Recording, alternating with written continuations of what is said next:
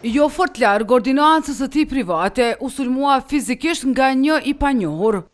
Ginekologu Afrim Veliu në këtë rrugë të lagjës Ulpiana në orët të mbrëmjes të së martës mori plag në kokë që ju shkaktua nga një mjet metalik teksa po futej në veturën e tij.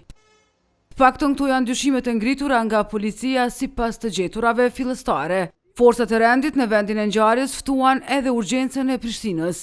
Parametrat kanë qenë shumë stabil të viktimës, flitet për një person të definisë mashkullore me inicialet AV, personel shëndetësor.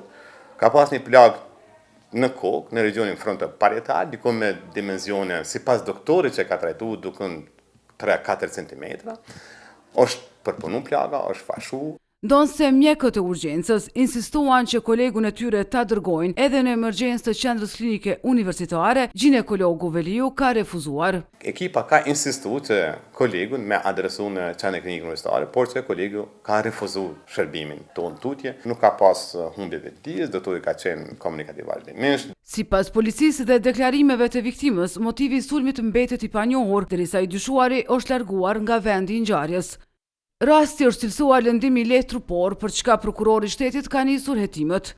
Ndërkaq oda e mjekëve të Kosovës tha për televizionin se nuk kanë ndonjë reagim, meq nuk i kanë të njohura të gjitha rrethanat dhe se në mandatin e tyre janë rastet kur ka sulme brenda vendit të punës.